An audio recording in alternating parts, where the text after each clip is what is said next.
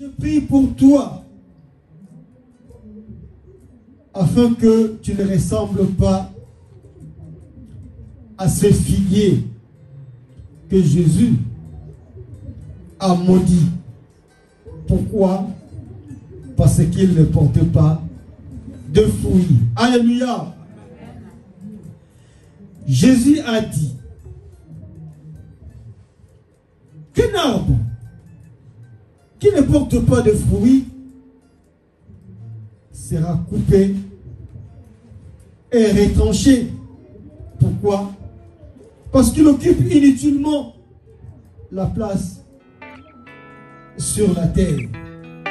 Alléluia. Amen.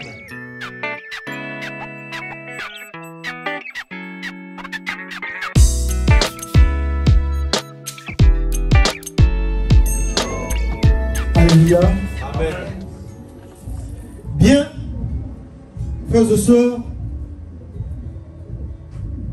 le passage d'aujourd'hui se trouve dans Marc, chapitre 11, du verset 12 à 14.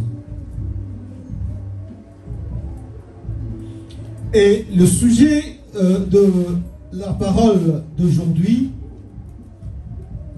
c'est le figuier maudit. Alléluia. Amen. Alléluia. Amen. Je lis au nom du Père et du Fils et du Saint-Esprit. Le lendemain, après qu'ils furent sortis de Béthanie, Jésus eut faim.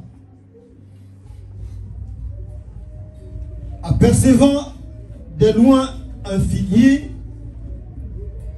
qui avait de feuilles, il alla voir s'il y trouverait quelque chose.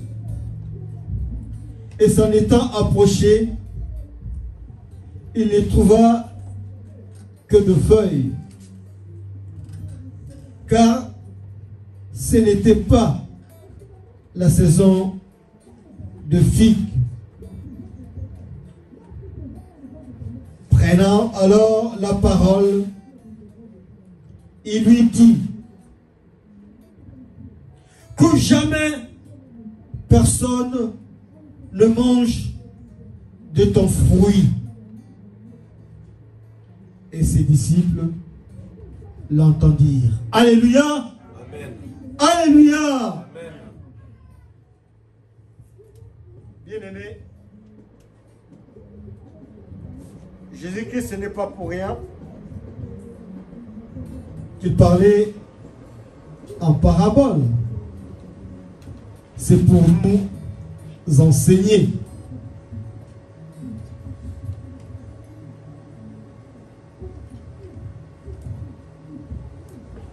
On nous parle de Jésus-Christ. On nous parle de figuier. On nous parle de feuilles. Nous avons entendu encore dès la saison. Alléluia. Amen. Suivez-moi très bien où je vais en venir. Le lendemain, après qu'ils furent sortis de Béthanie, Jésus eut faim, apercevant de loin un figuier qui avait de feuilles. Il alla voir s'il y trouverait quelque chose. Et s'en étant approché, il ne trouva que de feuilles, car ce n'était pas la saison de figues. Prenant alors la parole, il lui dit que jamais personne ne mange de ton fruit. Et ses disciples l'entendirent. Car je prie pour toi, afin que tu ne ressembles pas à ces figuiers que Jésus a maudit. Pourquoi? Parce qu'ils ne portent pas de fruits. Alléluia. Jésus a dit qu'un arbre qui ne porte pas de fruits sera coupé et retranché. Pourquoi? Parce qu'il occupe inutilement la place sur la terre. Alléluia. Amen. Nous allons nous poser alors cette question. Pourquoi Jésus a-t-il maudit les figuiers? Nous nous posons cette question. Puisque le figuier, pendant cette période-là, il avait ce feuille qui était vraiment verte à voir et à regarder. Alléluia. Amen. Quel est l'enseignement? Mais bien, les tirez-vous. Quel est l'état de notre cœur par rapport à notre extérieur ou apparence? Alléluia. Amen. Alléluia. Amen. L'aspect extérieur du figuier n'était en conformité, mes bien-aimés. Car cet évangile nous relate une histoire entre Jésus et le figuier. Après son entrée triomphale à Jérusalem, Jésus quitte Jérusalem et se dirige vers Béthanie avec ses disciples. Chemin faisant, il eut faim et aperçoit de loin un figuier avec du feuillage. Lui donnait beaucoup d'espoir. Mais, s'en étant approché, il réalisa que le figuier ne porte pas de fruits ou de figues. Le manque de fruits a provoqué sa malédiction. Alléluia. Amen. Le manque de fruits a provoqué sa malédiction. Mon frère, ma soeur, depuis combien de temps viens-tu à l'église? Portes-tu des fruits ou non? À chacun d'aller réfléchir.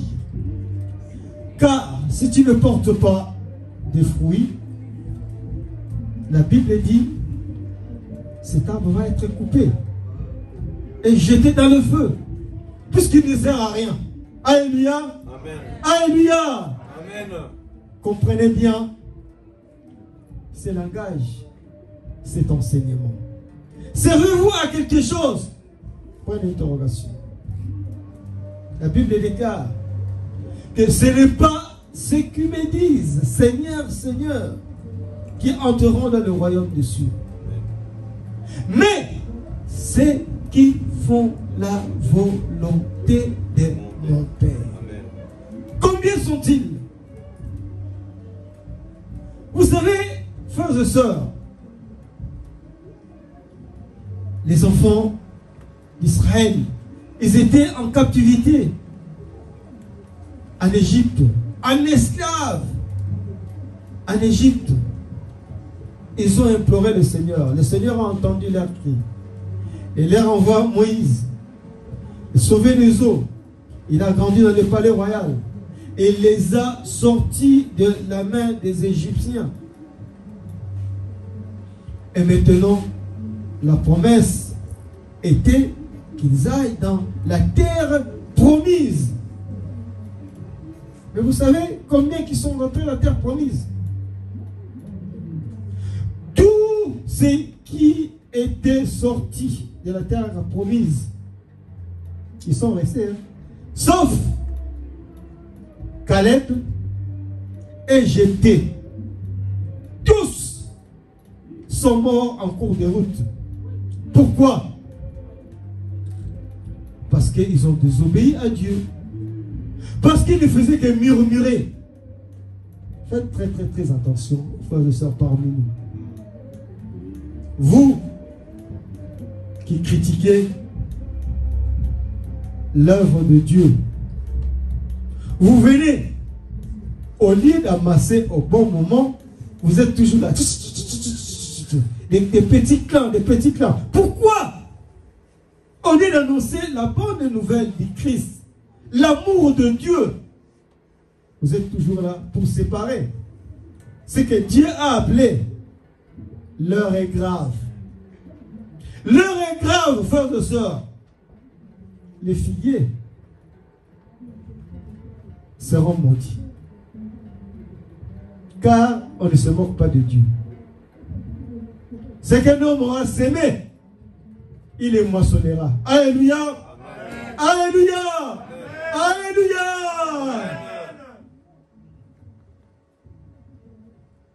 Bien-aimé, j'ai été vraiment choqué par l'attitude de Jésus à cause de la malédiction infligée aux figuiers. Mais une méditation profonde du passage en question m'a permis de comprendre deux raisons fondamentales qui ont été à la base de la malédiction du figuier. Alléluia. Amen. Ma première observation, c'est l'apparence. C'est le feuillage. Alléluia. Amen. Selon les dictionnaires, l'apparence est l'aspect sous lequel quelque chose ou quelqu'un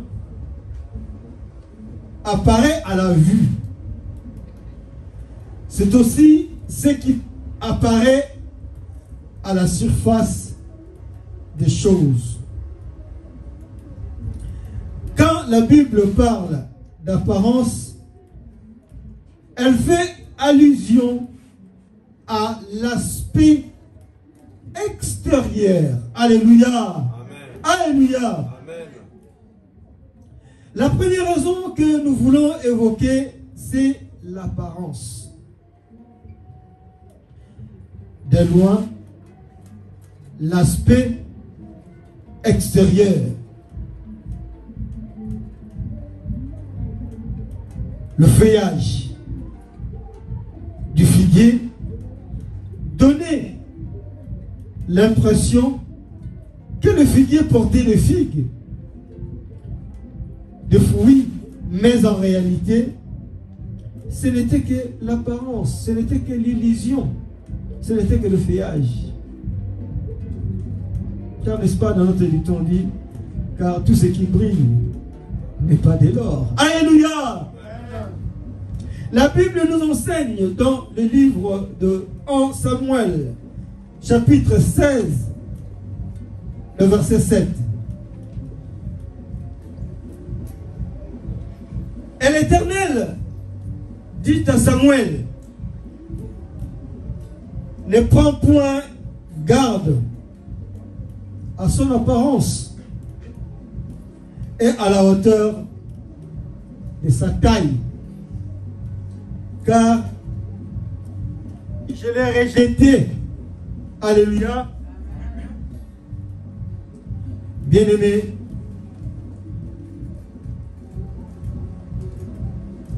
regardons l'histoire de David et Goliath. David, lui, qui est un berger. Et Goliath, qui est un général bien formé, avec l'armure et tout ça. Et il y avait l'assurance. Les enfants d'Israël, ils avaient tous peur d'affronter les Philistins. Mais Dieu a choisi un berger. Voyez-vous l'apparence de Goliath, général.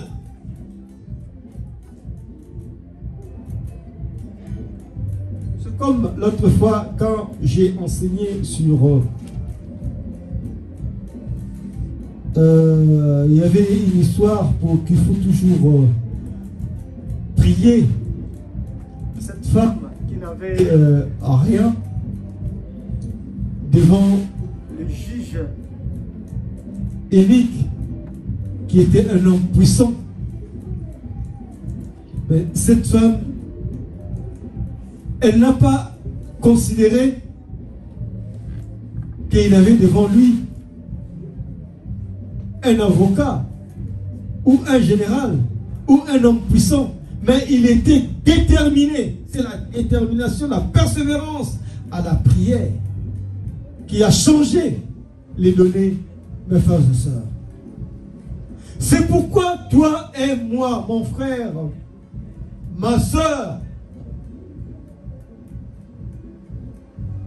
répands-toi. Approche-toi de Dieu. Approche-toi de Jésus-Christ. Car la Bible dit que si quelqu'un est en Christ, les choses anciennes, toutes les choses anciennes sont passées. Mais vous êtes transformés, vous êtes devenus une nouvelle créature. Je voudrais que vous glorifiez le nom de Jésus-Christ, qui est notre Sauveur, mes bien-aimés. Jésus est le Sauveur. La pierre qui a été rejetée. Mais c'est celle-là qui est devenue la principale de l'angle. Alléluia. Amen. Donc, nous sommes devant le tournant de l'histoire.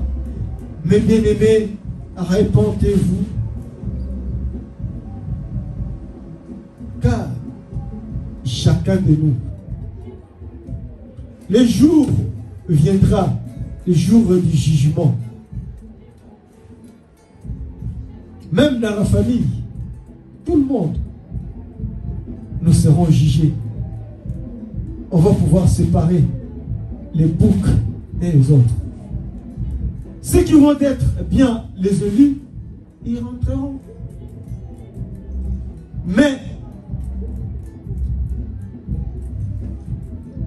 malheur, désolation, grincement de dents à ceux qui diront: ah, moi j'étais évangéliste, moi j'étais docteur, moi j'étais, je sais pas, chantre, j'étais secrétaire à l'église. Jésus qui se dira: non, moi je ne te connais pas. Alléluia. Alléluia. Les vrais adorateurs qui adorent le Père en esprit et en vérité. Alléluia. Amen. Pas en apparence, mais vraiment en esprit et en vérité. Car l'apparence est trompeuse. Car d'ailleurs, beaucoup plus. Il faut faire très attention. On dit que celui qui trouve une femme trouve le bonheur. Non, celui qui trouve une bonne femme. Puisque si vous trouvez une femme, moi je ne sais pas, qui est très belle, il faut faire aussi attention. Il faut vraiment demander la volonté de Dieu. Même les femmes, si vous trouvez vraiment un homme très beau, il faut vraiment demander à Dieu, sinon au moins dans ma camunayo. Frères et sœurs, réponds-toi, mon frère, reviens à Jésus-Christ qui aura pitié de toi. L'heure est grave. L'heure est grave, mon frère et ma sœur.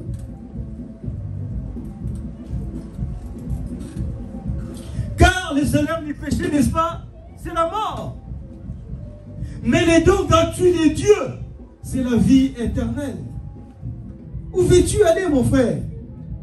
Veux-tu avoir la vie éternelle ou la condamnation?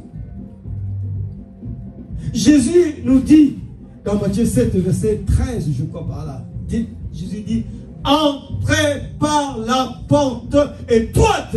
Alléluia.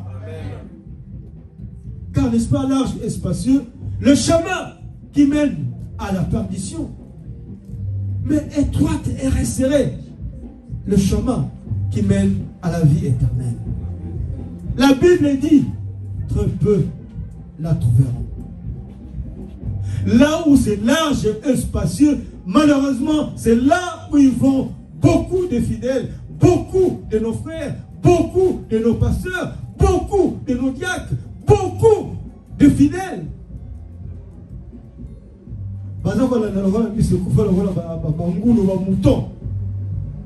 Ils ne veulent même plus discerner là où il y a la vérité et là où il y a le faux. Mais Jésus-Christ a dit, si vous avez le Saint-Esprit de Dieu, le Saint-Esprit de Dieu vous enseignera toutes ces choses. Alléluia. Amen. Vous n'êtes pas d'accord avec moi? Amen. Le Saint-Esprit de Dieu, Dieu a dit, vous les reconnaîtrez par leurs œuvres, par leurs actes.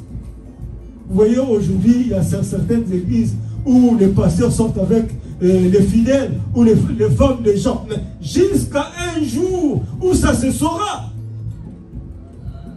Alléluia. Alléluia. Combien de fois nous n'avons pas entendu quelqu'un qui était un grand sorcier et qui s'était reconverti? Pourquoi? Parce qu'il a entendu la parole de Dieu. Est-ce que cette parole que nous enseignons, mes bien-aimés, est-ce que cette parole te touche? Alléluia. Amen. Alléluia. Amen. Mon frère, change ta conduite. Répands-toi. Viens au Seigneur. Jésus-Christ a une grande mission pour toi. Car il y a beaucoup plus de place dans la maison de notre Père, où tu seras dans la joie infinie, au lieu d'aller subir la souffrance infernale, de subir la condamnation. Pendant que nous y sommes encore sur cette terre, organisons notre vie, à profiter du temps qui nous reste, de servir le Seigneur, de montrer à nos enfants le bon chemin, d'encadrer nos familles, d'enseigner à nos enfants que Jésus-Christ est notre Sauveur et le Consolateur. Car il ne manque pas. Viens à Jésus tel que tu es. Moi aussi, j'ai été pécheur. Moi aussi, je fais peut-être plus de mal que toi encore. Mais au moment où j'ai écouté la parole, j'ai suivi l'appel de Jésus-Christ, j'ai commencé à les servir. Mon frère, vanité de vanité n'est que vanité. Alléluia!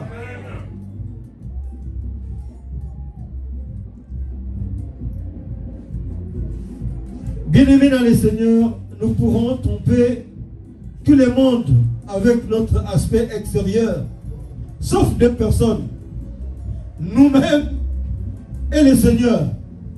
Aux yeux des autres, l'on peut paraître bon, mais si ce n'est pas ce que nous sommes en réalité, cela constituera pour nous une malédiction, car le salaire du péché, que notre vie cachée intérieure soit en harmonie avec celle de l'extérieur. Alléluia. Amen. Deuxième chose, c'est les excuses et justifications. La deuxième raison, c'est les excuses et justifications. Il est vrai que la Bible mentionne que ce n'était pas la saison des figues. Assurément, le figuier s'est justifié du fait que ce n'était pas la saison des figues. Ainsi disait-il au Seigneur, « Seigneur, je ne comprends pas pourquoi tu es là à cette période. Car toi-même, tu sais bien que ce n'est pas la saison où tu peux trouver des figues. Alléluia. À la vérité, la saison des hommes est différente de la saison de Dieu. Pour le Seigneur, nous devons porter des fruits en toute saison, car il peut en tout temps et lui réclamer du fruit. Alléluia. Amen. Quand le Seigneur nous choisit pour une œuvre, nos excuses et justifications du genre: ah, je n'ai pas le temps, je n'ai pas pu venir, je n'ai pas les compétences pour assurer une telle mission. Choisissons une autre personne, pas moi. Alléluia. C'est ce que nous disons tous. Dieu a entendu, Dieu a des oreilles. Voilà, je vais pouvoir conclure. Pour nous, une source de malédiction. La Bible ne dit-elle pas que le Seigneur qualifie et équipe ce qu'il appelle? Mettons-nous à la disposition du Seigneur pour accomplir son œuvre pour la seule gloire de son nom. Tout arbre qui ne porte pas de bons fruits est coupé et jeté au feu. C'est donc à leurs fruits que vous le reconnaîtrez. Alléluia! Alléluia! Alléluia! Et celui qui a des oreilles à que Dieu vous bénisse. Alléluia! Amen. Merci beaucoup.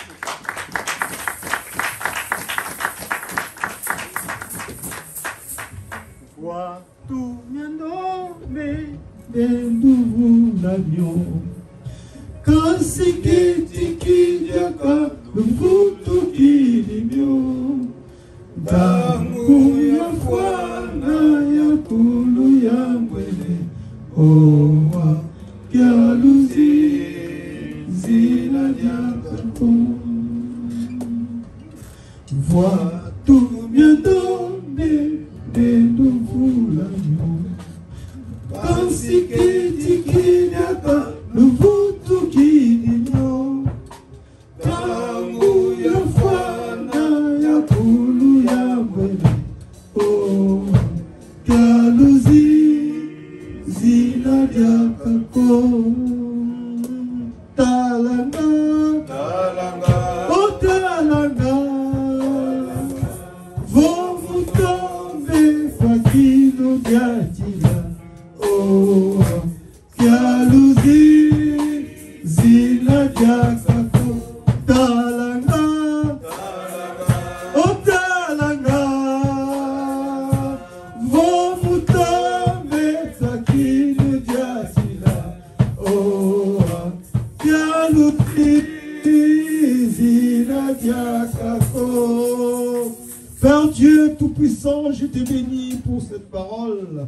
Père Dieu Tout-Puissant, que tu entres en ce moment dans le cœur de tes enfants et de tes fidèles, afin qu'ils puissent revêtir, Seigneur, des robes blanches, Seigneur, afin qu'à ton nom, par le sang de l'innocent qui a été crucifié sur la croix, qui a souffert, qui a été humilié et qui est mort, qui est ressuscité le troisième jour, que nous puissions recevoir la repentance sincère, Seigneur. Et, Seigneur, la délivrance, car tu as dit, heureux, Seigneur, Jésus-Christ, car vous serez affranchis à mon nom. Oh Père Dieu Tout-Puissant, je laisse cet auguste assemblée entre tes mains. Que toi, Seigneur, tu puisses guérir, que tu puisses sanctifier tes fidèles en ce moment. Et qu'ils reçoivent, Seigneur, Jésus-Christ, la paix, la joie, au nom puissant de Jésus-Christ.